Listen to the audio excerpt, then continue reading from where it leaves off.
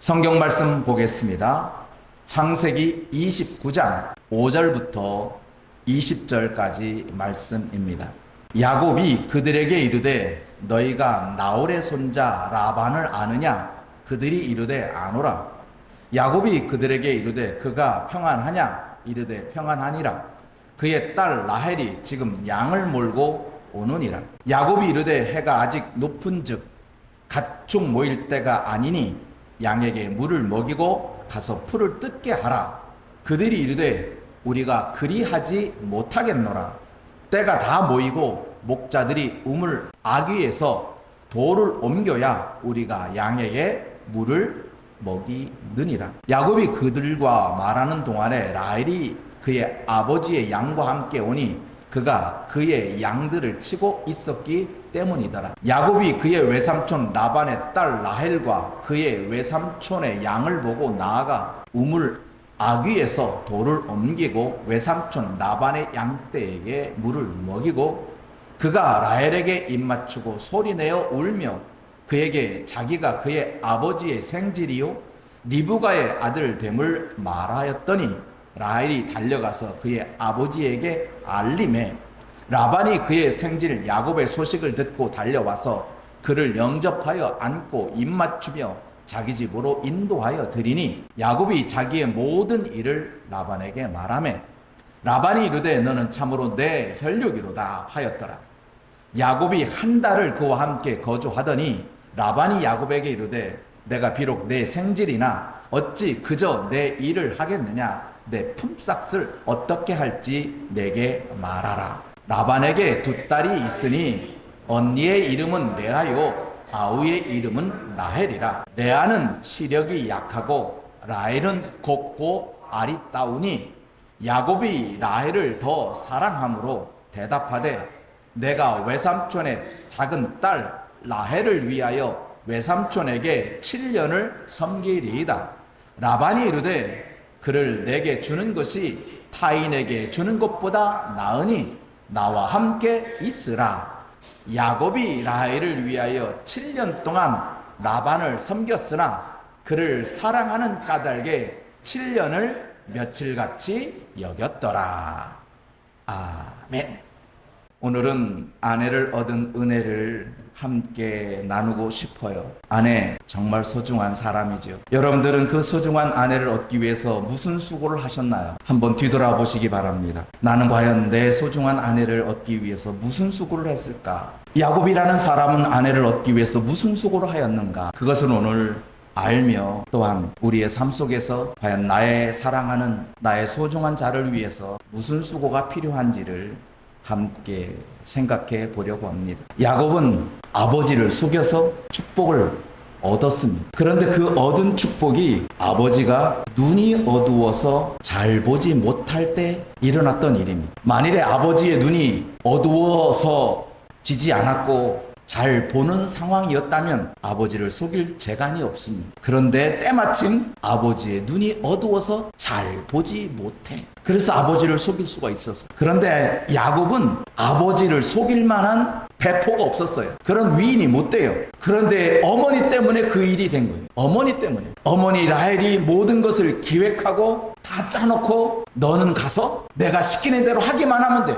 모든 것을 다 짜놓고 자기의 사랑하는 아들을 아버지에게 보낸 거예요. 그래서 아버지의 축복을 얻게 되었어요. 축복을 얻은 야곱에게 이제 한 가지 일을 아버지 이삭과 어머니 리브가가 요청합니다. 야곱아, 네가 살고 있는 이 집, 아버지 집, 너가 태어난 이곳, 고향 떠나라. 떠나는 이유를 성경은 이렇게 가르치고 있습니다. 창세기 28장과 1절과 2절 말씀에 보면 이삭이 야곱을 불러 그에게 축복하고 또 당부하여 이르되 시작. 너는 가나안 사람의 딸들 중에서 아내를 맞이하지 말고 일어나 밧단 아람으로 가서 내 외조부 부두엘의 집에 이르러 거기서 내 외삼촌 라반의 딸 중에서 아내를 맞이하라는 거예요. 고향을 떠나는 이유가 너의 고향에는 너의 아내 될 만한 여인은 없다는 거예요. 너의 아내를 외삼촌의 딸,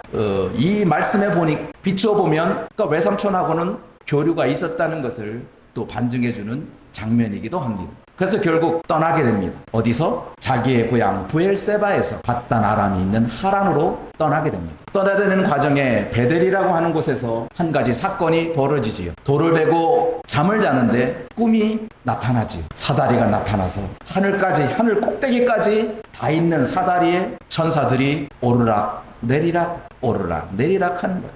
천사들이 그런 꿈을 꾸는 거예요. 꿈은 사람을 흥분시킵니다. 꿈을 꾼다는 것 자체는 사람들에게 생기를 불어넣습니다. 여러분 혹시 나는 살 용기도 없고 살 재미도 없어. 그러면 오늘 여러분 기도하실 때 하나님 제게도 꿈을 주옵소서. 그렇게 한번 기도하고 오늘 밤을 자보세요. 꿈이 있다는 것은 사람들에게 살아있다는 또 다른 반증이기도 합니다. 그래서 이 꿈은 사람들에게 희망을 주면서 또한 사람들에게 용기를 주기도 합니다. 이 엄청난 이 환상을 본 이 꿈을 체험한 이 사닥다리가 하늘까지 단 사닥다리니까 이거 어마어마한 꿈이잖아요. 그런데 거기에 천사들이 그 사닥다리를 타고 오르락 내리락 하고 있으니 그리고 산꼭대기를 쳐다보니까 거기 하나님이 계신 거예요. 우와, 하나님을 본 꿈을 꿨어요. 여러분 하나님은 고사하고 여러분 엄마 아빠 꿈에 나타났다고 생각해 보세요. 어젯밤에 엄마 꿈 꿨어, 아빠 꿈 꿨어. 그거 자체만으로도 뭔가 시큼하잖아요. 근데 빛난 것을 본 거예요.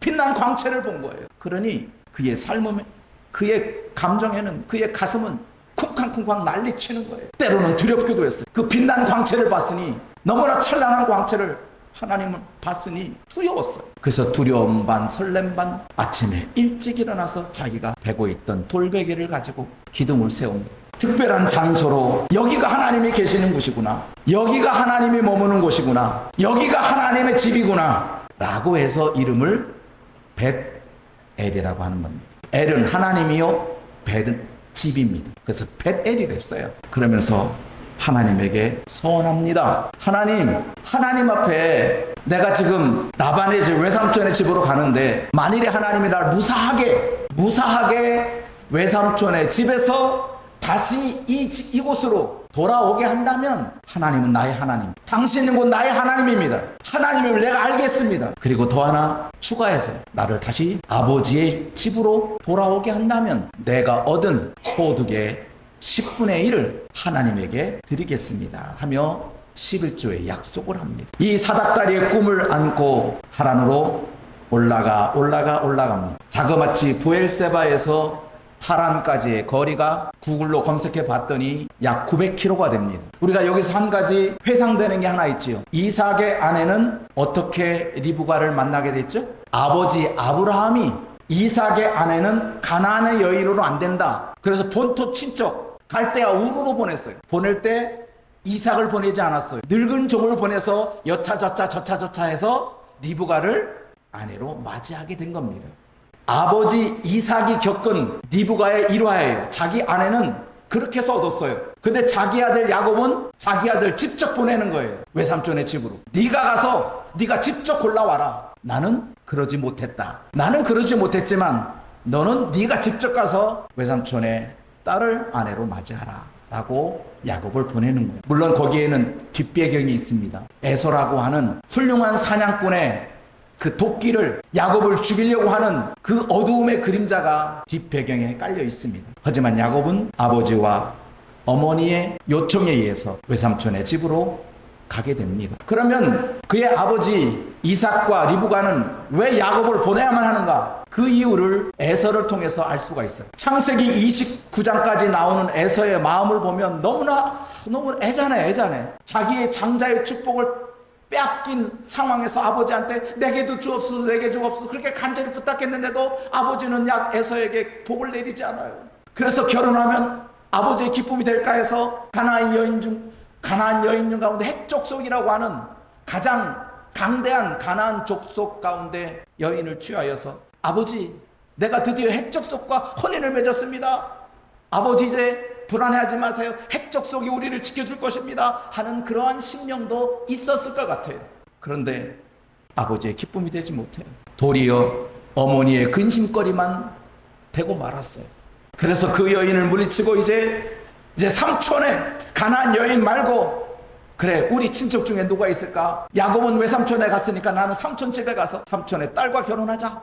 그래서 마을렛을 데리고 왔는데 아버지와 어머니는 시큰둥해요. 반응이 없어. 이렇게 애서는 아버지나 어머니의 어떤 관심과 사랑을 찾기 위해서 이렇게 용을 쓰고 있어요. 그런데도 어머니나 아버지는 반응이 없어. 오로지 관심 있는 것은 야곱이야. 드디어 바단 아람에 도착해서 야곱을 찾습니다. 야곱이 외삼촌 라반을 찾습니다. 그런데 하나님의 은혜로 외삼촌의 딸 라헬을 극적으로 만납니다. 그리고 라헬을 만나고서 내가 당신의 아버지의 생질 축하합니다. 내가 바로 리브가의 아들입니다. 하며 라헬과 조를 합니다. 그러니 라헬이 아버지에게 뛰쳐가서 아버지의 조카가 왔어요. 하며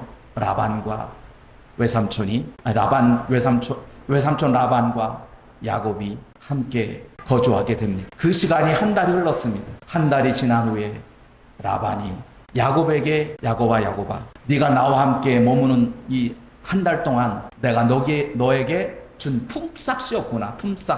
네의 모습을 보니 언제 갈지도 모르겠고 가기 전까지는 품삯을 계산해야 되겠다 하면서 야곱에게 품삯을 먼저 말하라고 합니다. 보편적으로 말하면 하루의 품삯을 계산해서 자기가 네가 이동안 있었으니까 그 품삯이다 하고 챙겨줄 만도 한데 그 품삯을 야곱에게 정하라고 합니다. 자기가 정하지 않고 야곱에게 정하라고 하는 거예요. 드디어 기회가 왔어요. 그래서 야곱이 지금 라반의 집에 온 이유가 뭐죠? 아내를 얻으려는 이유예요. 그러니까 목적은 그거예요. 아버지와 어머니가 자기를 외삼촌 집에 보내는 이유도 아내를 얻으라고, 그 딸 중에 아내를 얻으라고 하는데 딸이 봤더니 딸이 2명이 있네. 그런데 큰언니는 시력이 약해. 그런데 둘째 딸은 고운 곳에 더해서 아름답기까지 하네. 그러면 여러분 둘 중에 누구를 택할래요? 아휴, 그래 곱고 아리따운 건 딴 사람한테 주고 나는 시력이 약한 레아를 택할래 하는 사람 세상에 아무도 없을 거예요. 그래서 18절에 이렇게 말합니다. 같이 읽습니다. 야곱이 라헬을 더 사랑함으로 대답하되 내가 외삼촌의 작은 딸을 위하여 외삼촌에게 7년을 섬기겠습니다. 그게 내 품값입니다. 7년 동안 내가 라헬을 위해서 일할 테니까 7년 후에 작은 딸 라헬을 저에게 주옵소서 하니까 라반이 좋게 생각한 거예요. 왜? 어차피 딸은 다른 남자에게 시집을 보내야 되는데 다른 남자보다 리브가의 아들에게 주는 게 더 좋지 않겠냐? 더 믿음직스럽지 않겠냐? 세상에 늑대가 차고도 찼는데 야곱 정도면 늑대는 아닐 거다 하고 좋게 생각해서 오케이 했어요. 그래서 7년을 지내게 되는데 성경은 그 7년을 이렇게 말하고 있어요. 야곱이 라헬을 위하여 7년 동안 라반을 섬겼으나 그를 사랑하는 까닭에 7년을 며칠같이 여겼다. 7년이 길지 않았다는 거예요. 마치 우리가 그런 거예요. 기도를 열심히 하고 났더니 아니 난 분명히 기도하는 것은 저녁에 기도했는데 눈 떠보니 새벽이야. 나는 아주 짧게 기도한 것 같은데 눈 떠보니 새벽인 거예요. 마치 그런 거예요. 사랑의 수고를 하면 그 사랑의 수고가 길지가 않아요. 모든 사람들이 즐겁고 행복한 시간은 왜 이렇게 빨리 지나갑니까? 힘들고 어려운 시간은 정말 느리게 갑니다. 3초가 3시간 같아. 3초밖에 안 지났는데 느끼기로는 한 3시간 고통을 당한 것처럼 느껴지는데 깔깔거리고 웃는 시간은 5분밖에 안 지난 것 같은데 벌써 3시간이 지났어. 마치 그런 거예요.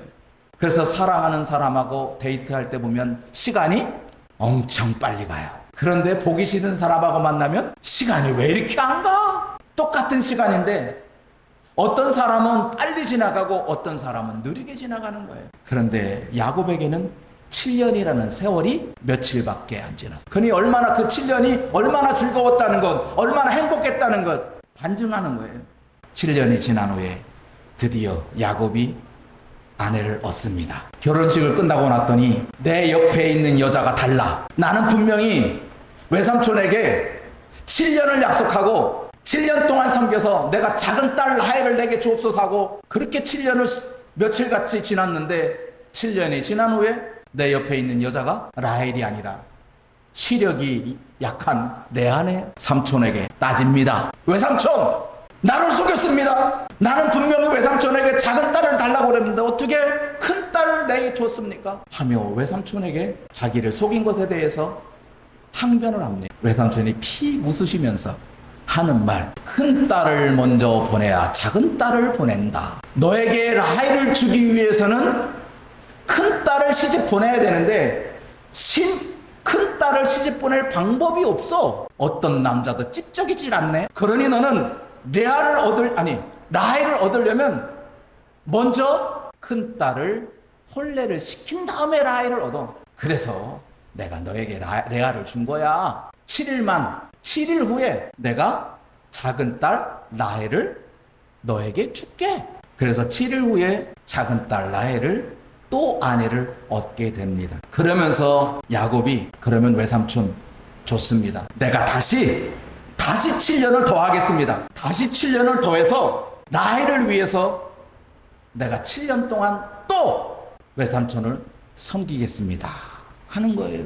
사랑하는 자를 위해서 7년 더하기 7년을 더한 거예요. 졸지에 한꺼번에 아내 둘을 얻은 거야. 하나를 얻으려고 그랬는데 둘을 얻었어요. 횡재 났지 않아요? 여러분은 횡재라고 생각하지 않는군요. 이 곱하기의 은혜를, 갑절의 은혜를 야곱이 받은 거예요. 나는 라헬을 얻을 생각이었는데 라헬을 위해서 레아까지 얻게 됐어요. 한마디로 얘기하면 라반의 딸을 모두 차지한 거예요. 한 사람만 차지한 게 아니라 라헬의 딸 모두를 차지한 거예요. 그렇다고 해서 자기와 첫날 밤을 지낸 첫째 큰딸 레아를 모른 척 하느냐? 아니에요. 다만 레아보다는 라헬을 더 사랑했다 하는 거예요. 여기서 우리가 깨닫습니다. 사랑은 7 더하기 7이에요. 7년 했다고 해서 너 그걸로 끝나는 게 아니에요. 사랑은 계속 된다는 뜻이에요. 우리는 보통 목표 달성을 하면 그 목표 달성에 대해서 더 이상 나에게 요구하지 마, 나에게 더 바라지도 마, 우리는 그러잖아요. 라헬을 위해서 7년 더하기 7년을 더했으니 라헬이 야곱의 사랑을 어찌 의심할 수 있겠습니까? 자기가 요구하지도 않는 것을 들어주고 또 들어줬는데 어찌 그것이 사랑이 아니라고 말할 수가 있겠습니까? 결국 야곱은 사랑하는 자를 얻었고 사랑하는 자를 위해서 7년 더하기 7년을 더 수고했습니다. 우리가 하나님의 사랑을 여기서 생각해 봅니다. 하나님은 우리를 어떻게 사랑했죠? 우리가 오늘 특별 찬송에도 말씀을 찬송 가사에도 나옵니다만 하나님의 사랑은 자기 아들까지 자기 아들을 주시되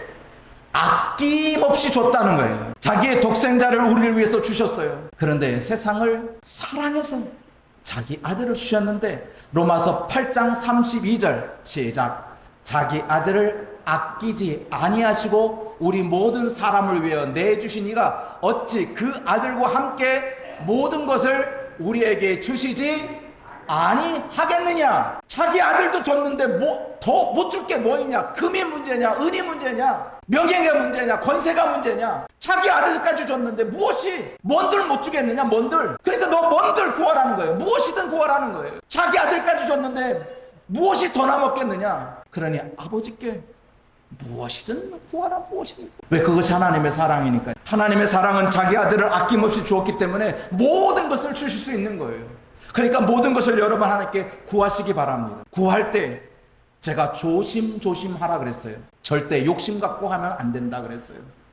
무엇이든 구하라 그랬잖아. 하나님 무엇이든. 그러니까 은보다는 금이 낫고 금보다는 다이아몬드가 낫고 다이아몬드보다는 뭐가 낫고 자기 욕심으로 구하는 기도는 절대로 응답이 없어요. 설령 자기 욕심으로 구해서 얻은 응답이라 할지라도 그 응답은 하나님께 주신 응답이 아니에요. 왜? 하나님은 욕심으로 구하는 것을 반응하지 않거든요. 근데 자기 욕심한 걸 얻었어. 하나님께 내가 이것까지 줬어. 분명히 자기 욕심으로 구한 건데 그것이 하나님께로 온 것으로 착각하는 거야. 사람들이 착각이에요. 그게 하나님께서 주신 것이 아닌데 하나님께 주신 것으로 착각하는 거예요. 하나님 절대 욕심으로 구한 것에 응답이 없어요. 여러분 분명히 알아야 돼요. 내가 구한 것을 모든 것을 얻었다. 거기에 방점을 찍으면 안 되고 내가 구했는데 욕심으로 구한 것까지 얻었다 그러면 그 욕심으로 구한 것은 하나님의 응답이 아니라고 여러분 단호하게 말해야 돼요. 그건 내 욕심이었지만 이것까지 얻었어. 이건 하나님이 주신 게 아니야 하고 버릴 줄 알아야 돼요. 욕심으로 얻은 것을 버릴 줄 알아야 된다고요. 하나님께 주신 것이 아닌데 왜 가지고 있어요? 가지고 있는 그것 자체가 불신이에요. 믿음이 없는 거예요. 그러니 우리가 하나님 앞에 모든 것을 주신 하나님이니까 모든 것을 구하되 욕심으로는 구하지 말라고 하는 거예요. 또 하나, 하나님의 사랑을 누구도 거절할 수 없다는 거예요. 하나님은 누구도 끊을 수 없는 사랑의 끈을 우리에게 매달고 있어요. 내가 끊고 싶어도 하나님 이제 끝납니다. 나 이제 오늘부로 하나님 땡입니다. 그래도 하나님은 그 끈을 놓지 않습니다. 내가 끊고 싶어도 끊을 수가 없어요. 왜? 하나님의 사랑의 끈은 놓질 않으니까. 어느 누구도 끊을 수 없다는 게 하나님의 사랑이에요. 여러분들이 혹시라도 하나님의 사랑에 느낌이 없어서 내가 하나님의 품을 좀 떠나고 싶어 하는 욕망과 또는 그러한 어떤 사건 때문에 혹시 하나님을 떠난다고 할지라도 하나님은 여러분 놓지 않습니다. 그게 하나님의 끊을 수 없는 사랑이에요. 하나님의 사랑은 어떤 것으로도 끊을 수 없어요. 여러분들이 다짐하고 나 이제 끝났어. 나 하나님 안 믿어. 하나님 몰라. 100번 1000번 자기 손에 장담을 지져도 하나님의 사랑이 떠나느냐? 떠나지 않아. 하나님의 사랑은 누구도 끊을 수 없기 때문에. 또 하나, 오늘의 교훈의 말씀을 저는 고린도서 13장에서 4절에서 7절 말씀을 함께 생각하며 마무리를 지려고 합니다. 사랑은 오래 참고, 사랑은 온유하며, 시기하지 아니하며, 사랑은 자랑하지 아니하며, 교만하지 아니하며, 무례히 행하지 아니하며, 자기의 유익을 구하지 아니하며, 성내지 아니하며, 악한 것을 생각하지 아니하며, 불의를 기뻐하지 아니하며, 진리와 함께 기뻐하고. 7절 10 같이 읽습니다. 모든 것을 참으며, 모든 것을 믿으며, 모든 것을 바라며, 모든 것을 견디는 것이 사랑입니다. 사랑은 참음으로 시작해서 견딤으로 끝납니다. 참아서 견뎌내는 거예요. 그게 사랑이에요. 나 더 이상 못 참아, 못 견디는, 그거 사랑 아니에요. 나 이제 마지막에 내 인생 찾아갈래. 내 인생이 사랑이 빠진 인생은 하나님 인정하지 않아요. 사랑을 외면한 그것을 하나님은 인정하지 않는다. 그러니 오늘 여러분 깨닫기 바랍니다. 사랑은 오래 참고, 사랑은 끝까지 간다. 이게 사랑이니까. 끝까지 가는 게 사랑이지, 이것 때문에 깨지고 저것 때문에 깨지고 뭐 이유 잡고 저 이거 잡고 이게 싫고 저게 좋고 뭐 빠이빠이 하자. 그거 사랑 아니에요. 성경이 인정하는 사랑은 모든 것을 견디는 거예요. 그래서 오늘 말씀을 이렇게 정리해 봅니다. 희생 없는 사랑은 없다. 야곱이 사랑하는 자를 얻기 위해서 7 더하기 7을 섬겼습니다. 하나님은 자기 아들을 죽기까지 우리를 사랑하셨습니다. 그 하나님의 사랑을 우리 모두 간직하고 영원토록 하나님의 사랑을 꼭 잡으시기를 간절히 축원합니다. 기도합니다.